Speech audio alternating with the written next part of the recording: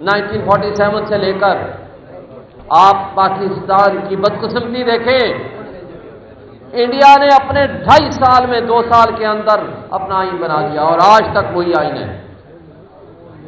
اور ہماری محلاتی سازشوں نے 1956 میں جا کر کامیابی ہوئی، جا کر کے آپ کا 9 سال بعد آئین بنا، مگر آئین کی امپلیمنٹیشن سے پہلے آئین معطل کر دیا گیا۔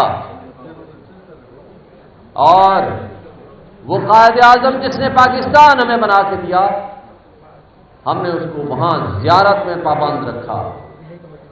آج بھی میں ایک ہی دفعہ گیا ہوں پچھلے سال زیارت کا، آج بھی کوئی ایک بیمار شخص وہاں جائے تو واپس علاج کے لیے کوئٹہ نہیں پہنچ سکتا، آج بھی جو فیسلٹیز وہاں ہیں، لیکن اس زمانے میں ہم نے وہاں رکھا۔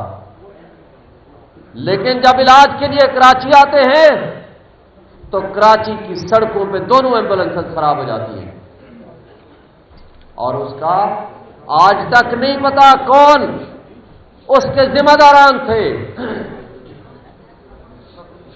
آگے چلتے ہیں، لیاقت علی خان کا مرڈر ہوتا ہے۔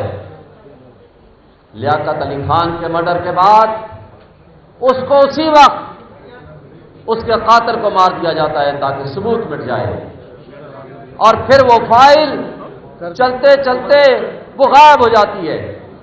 کہتے ہیں ہیلی کاپٹر سے گر گئی، کہیں گر گئی، لیکن وہ چیپٹر بند ہو جاتا ہے۔ ہمیں نہیں پتا لیاقت علی خان کا قاتل کون تھا اور اس کے پیچھے سازشی عناصر کون تھے۔ پھر آگے چلتے ہیں، جو ہم محلاتی سازشیں چلیں، میں آپ کا زیادہ وقت نہیں لوں گا کیونکہ آپ وکیل ہیں، ماشاءاللہ میرے سے بہتر سمجھتے ہیں۔ جو پاکستان کی کانسٹیٹیوشنل، جوڈیشل اور پولیٹیکل ہسٹری ہے، یہ ایک دوسرے کے ساتھ جڑی ہوئی ہے۔ کیسے پھر ڈکٹیٹرشپ آتی ہے اور پھر ایک صدارتی الیکشن آتا ہے بی ڈی ممبرز پہ مشتمل، اور وہ صدارتی الیکشن میں پوری اپوزیشن شیخ مجیب الرحمان سمیت، مولانا مودودی سمیت ساری ٹاپ کی لیڈرشپ اس زمانے کی وہ محترمہ فاطمہ جناح کے ساتھ کھڑی ہوتی ہے۔ نہ صرف اس کو ہرایا جاتا ہے بلکہ اس کو غدار ڈکلیئر کیا جاتا ہے، اور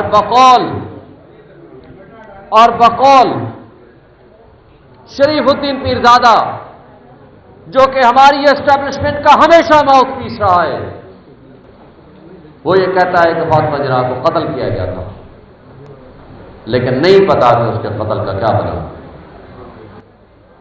پھر آگے چلتے ہیں، جو سو کارڈ بدترین کانسٹیٹیوشن بنایا تھا ایک شخص نے اپنی ذات کے اقتدار کو طویل بخشنے کے لیے، لیکن اس پہ بھی عمل درآمد کرنے کی بجائے ریزائن کیا، اسپیکر کو اقتدار دینے کی بجائے یحییٰ خان جیسے کرپٹ، زانی اور شرابی شخص کے حوالے اقتدار کر کے وہ سائڈ پہ ہو گئے۔ لیکن جب اس کے پاس اقتدار آتا ہے تو کیا ہوتا ہے؟ الیکشن ہوتا ہے۔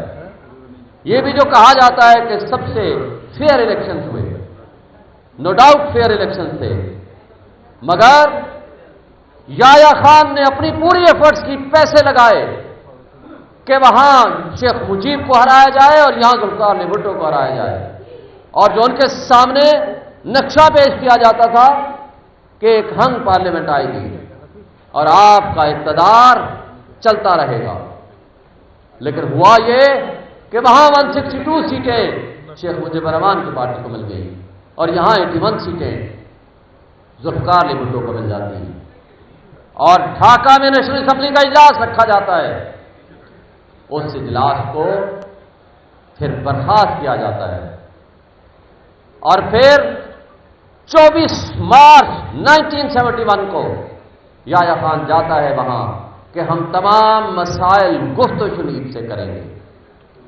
لیکن جو ہی وہ آتا ہے واپس 25 مارچ کو وہاں آرمی ایکشن شروع ہو جاتا ہے، اور اس کے نتیجے میں جو کچھ ہوا اور ہمارا ملک دو لخت ہو گیا۔ مسئلہ کیا ہے؟ اور اس کے بعد ہم آگے آج تک آپ آتے چلے جائیں۔ مسئلہ کیا ہے؟ اس لیے کہ ایک شخص کی حکمرانی تھی، آج بہت شور مچا ہوا ہے کہ عمران خان کے ٹویٹر اکاؤنٹ سے بھی ایک ٹویٹ چل گیا. میں یہ کہتا ہوں مجھے بتائیں، جب ہم یہ کہتے ہیں حمود الرحمان کمیشن کو پڑھو، کیا خرابی ہے؟ حکومت پاکستان نے سپریم کورٹ کے senior most honest and competent جج کی سربراہی میں کمیشن بنایا. کیا آپ اس سے انکار کر سکتے ہیں؟ اور ایک جوڈیشل کمیشن کی رپورٹ کو پڑھنا غداری ہے؟ کیا کمیشن کی رپورٹ کو پڑھ کے اس کو انالیسس کرنا جرم ہے؟ عمران خان کیوں کہتے ہیں کہ اس کو پڑھو؟ کیوں ہماری لیڈرشپ کہتی ہے کہ اس کو پڑھو؟ وجہ صرف یہی ہے کہ اس وقت بھی آئین معطل تھا، آج بھی آئین معطل ہے. اس وقت بھی ایک شخص کہ جو الفاظ منہ سے نکلے ہوا لفظ ہوتا تھا وہ قانون کا درجہ رکھتا تھا، قانون پاؤں تلے روندا جاتا تھا. آج بھی قانون نام کی کوئی چیز باقی نہیں رہی. اس وقت بھی عدلیہ آزاد نہیں تھی، آج بھی جب عدلیہ آزاد ہونے کی کوشش کرتی ہے تو وہاں ہماری انٹیلیجنس ایجنسیز، ہماری اسٹیبلشمنٹ جا کر کے ان کے نظام انصاف میں رکاوٹ ڈالتی ہے. یہ میں نہیں کہہ رہا، آج پاکستان کی تاریخ میں پہلی مرتبہ تمام ہائی کورٹس نے اور لوور جوڈیشری نے لکھ کے دیا ہے سپریم کورٹ آف پاکستان کو کہ آج ہمارے نظام انصاف میں سب سے بڑی رکاوٹ ہماری انٹیلیجنس ایجنسیز ہیں.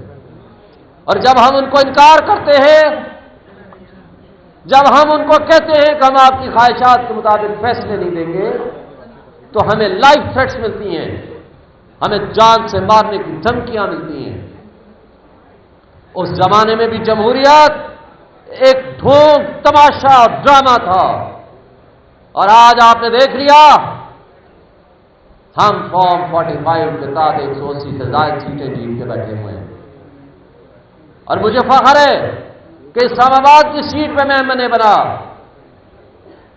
لیکن جس طریقے سے جمہوریت پہ شب خون مارا گیا وہ سب آپ کے سامنے ہے. وہ انوار کاکڑ جس کو کہا جاتا ہے کہ آپ نے گندم سکینڈل میں پیسے کھائے ہیں، تو وہ پی ایم ایل این کے اس کٹ پتلی ایم این اے کو کہتا ہے کہ میں نے فارم 47 کی بات کی تو تم منہ دکھانے کے قابل نہیں ہوگے. صرف یہی بات نہیں رہتی، آپ کے شہر کے کامران ٹسوری، آپ کے شہر کے مصطفیٰ کمال یہ کہتا ہے کہ ہاں جی وہ میری آڈیو ٹیپ درست ہے. اور میں نے کہا کہ مجھے مسلم لیگ نون اور پیپلز پارٹی والوں نے کہا ہے کہ تمہارا مینڈیٹ 100% جعلی ہے اور ہمارا 60-70% جعلی ہے. اور آپ اہل کراچی جانتے ہیں کہ کون کس کے ساتھ کھڑا تھا. پوری پاکستانی قوم آج عمران خان کے ساتھ کھڑی ہے، مگر ان کٹ پتلیوں نے جس طریقے سے اقتدار پہ ہماری اسٹیبلشمنٹ نے ان ریجیکٹڈ لوگوں کو مسلط کیا ہے، جو کرپٹ بھی ہیں، جو چور بھی ہیں، جو بے ایمان بھی ہیں اور ملک کے ساتھ لوئل اور سنسیئر بھی نہیں ہیں. اس لیے کہ آج سارے ادارے اسٹیبلشمنٹ نے اپنی مٹھی میں رکھے ہوئے ہیں، اور ہمارے جب چیف جسٹس آف پاکستان ان کے پاس میٹرز ہمارے جاتے ہیں تو پھر جب ہم تنقید کرتے ہیں تو وہ کہتے ہیں توہین کی ہے. میں ان سے پوچھتا ہوں کہ پاکستان کے آئین کو آپ نے ایک پارٹی کے آئین کے تابع کر دیا اور ہم سے بلے کا نشان چھین لیا، اور جب ہم وہاں گئے لیول پلینگ فیلڈ ہمیں نہیں مل رہی، ہمارے سے کاغذات نامزدگی چھینے گئے، ہمیں کارنر میٹنگز نہیں کرنے دی جاتی، ہمیں جلسے نہیں کرنے دیے جاتے، ہمارے لوگوں کو اٹھایا جاتا ہے، تشدد کیا جاتا ہے، چادر چار دیواری کی پامالی ہوتی ہے، بنیادی انسانی حقوق معطل ہیں، ہمارے وکیلوں کے خلاف ایف آئی آریں ہیں. میں پچھلے 3 مہینے کے اندر فار دی لاسٹ 3 months صرف 5 ایف آئی آریں میرے خلاف کٹی ہوئی ہیں، مگر ہم ان سے گھبرانے والے نہیں ہیں. لیکن ہم سچ بولنے کا جذبہ بھی رکھتے ہیں، ہمت بھی رکھتے ہیں، استقامت بھی ہے، اللہ کا شکر ہے. لیکن ہم ان سے سوال کرتے ہیں، آج اگر آئین کی معطلی ہے اور چیف جسٹس آف پاکستان کہتے ہیں کہ نہیں انہی ریٹرننگ افسر سے آپ الیکشن کرائیں گے، وہ یہ کہتے ہیں بلے کا نشان بھی نہیں ہوگا۔ جب ان سے ہم سوال کرتے ہیں تو کہا جاتا ہے کہ نہیں جی آپ توہین کرتے ہیں۔